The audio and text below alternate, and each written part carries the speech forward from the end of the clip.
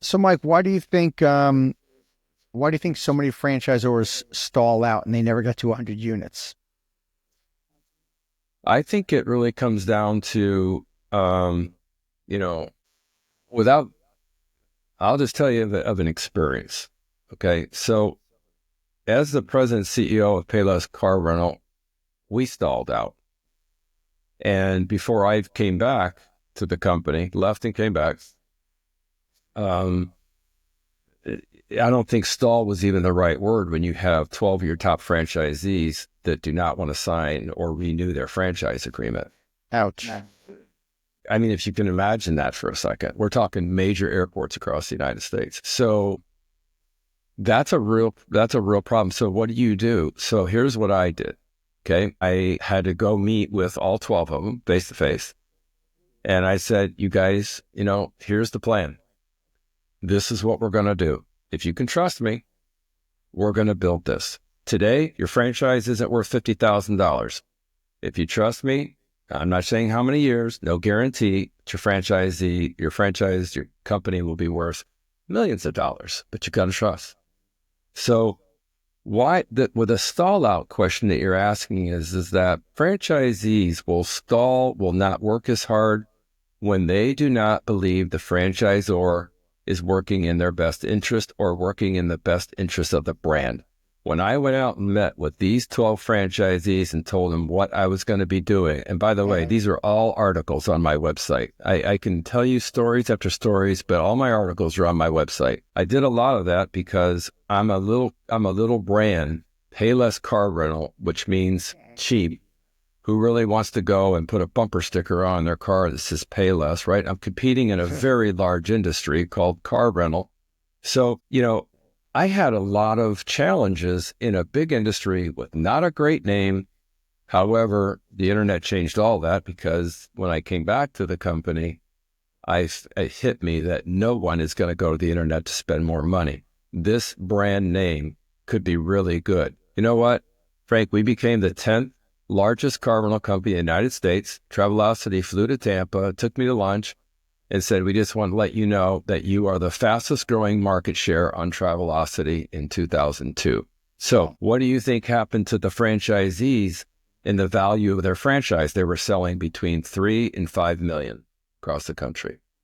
So the stall out comes down to, as a franchisor, you can't have distractions. You got to be all in with your franchisees. And I can assure you, I've read enough about you. You are all in with your company and your franchisees. You know exactly what I'm talking about. But I can tell you there's franchisors out there that they'll hand it off to a team member and say, okay, you take care of this franchise idea that I have. And, if you need me, call me. I run into that constantly. As a matter of fact, and I'll promise I'll shut up because I can go on franchising forever, is that when somebody tells me that, I immediately say, I do. I'm being honest with you. I wish you all the success, but I can't help you. If you, as the owner, your idea, you can't be fully engaged with this, let me help you learn franchising as much as I know franchising. If you're willing to do that, I'm on your team. If you're not, I just can't help you. And I'm just honest with these people. Yeah. And I do think people stall out because they didn't realize what they were getting themselves into. This is how we kind of started this whole conversation. Mm-hmm. And it was like, okay, well, I wasn't planning for it to be like this. And it's much safer for me to go backwards and just have my company where it's safe and I don't have to deal with franchise owners that have opinions and I have to get buy-in from people. And it's a game that nobody shares with us in the very beginning. Yeah. And you know what? Here's one other thing. It comes down to money. Everything comes down to money, right? Everything in this business comes down to money. So, the stall is, for the most part, they run out of cash, right? So when they bought the franchise, they didn't, you got to have your initial cost, whatever that is. And then you have to have your operating costs. And that operating cost should take you through a minimum of 1 year. If it was me, and I start a new franchise system today, I'm not making any guarantees. I'm going to say, look, you should have operating costs for the first 3 years. If you want to be a franchise within this company, you got to be prepared, with cash, your time and all that, for a 3-year ROI. And that's how I would do things today versus selling a franchise, taking the money. I sold LA Airport for $500,000. That's a lot for a franchise fee, $500,000. Mm-hmm.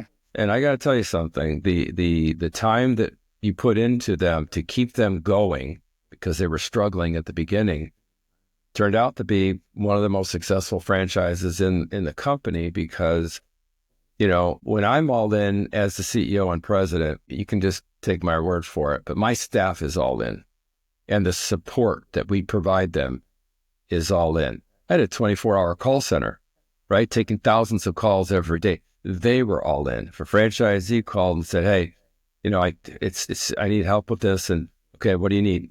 I can't help you with that, but hold on a second. I'm going to transfer you right now over to the VP. That kind of support is what kept our franchisees in place, even though they had tough times with cash. Mm-hmm. And let me tell you one other thing. During that 9/11, I had 100,000 cars sitting.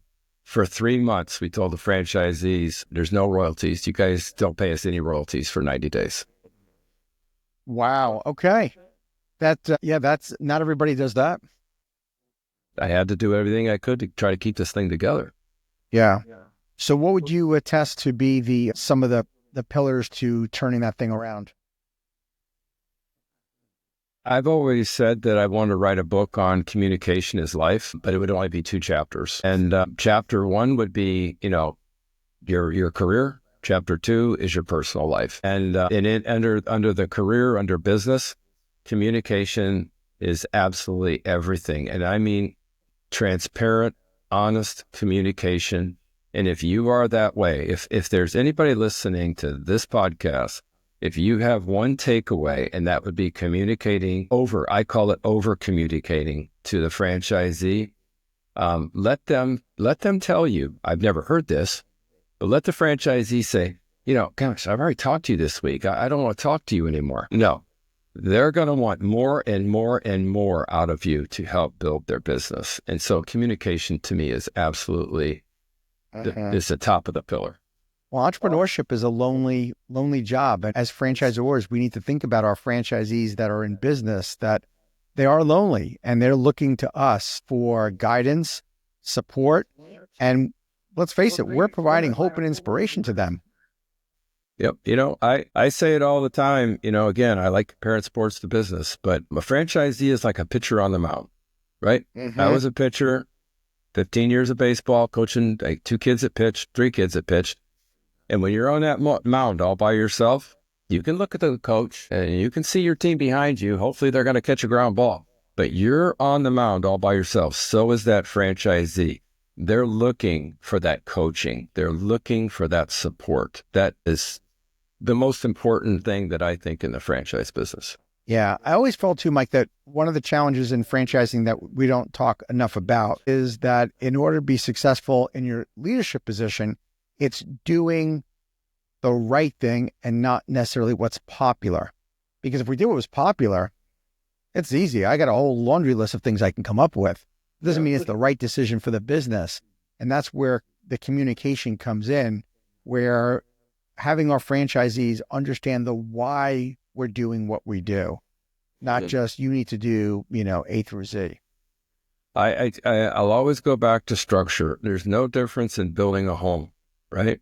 If I just say, Frank, you got construction experience. Let's just start putting up studs and, let's lay the foundation of concrete. I'm sure we can smooth it out and throw out some studs. And, I don't know how many rooms we want, but let's draw it out on a napkin like Southwest Airlines did. Let's just do what we can to build a house. You can't build a business that way. You have to sit back. And to me, not because I am an advisor, I coach a lot. It's if you don't have somebody as a mentor, why does Tiger Woods need a coach? Can't see himself swing. You know what? This coach changed his swing, and it took him 2 years to fix it. So I happen to play 3 days a week, so I know a little bit about golf. I've been playing since I've been about 5 years old. And today, guess what? I have a coach. I can't sit back and say, I know everything. I'm not going to make mistakes. I'm not going to hit ball in the trees. it's when you're running a business to have that available to you to say, okay, yep, you're right. Let me think about that. That's exactly right. I tell my clients, I'm never going to tell you what to do, but I am going to make you think based on a lot of experience. Thank you for tuning into the Emerging Franchise Brands podcast. For additional insights, guest applications, and to stay connected, visit us at efbpodcast.com. The Emerging Franchise Brands podcast is for entertainment purposes only, and the views expressed do not necessarily represent those of Emerging Franchise Brands, its host Frank Fiume, or Emerging Franchise Group, LLC. Any discussed franchise or investment opportunity requires thorough investigation, obtaining proper disclosure documents, and expert consultation before making any investment decisions. The podcast and its host do not offer professional advice or endorsements, and they hold no responsibility for actions, representations, accuracy, or consequential damages related to the podcast content.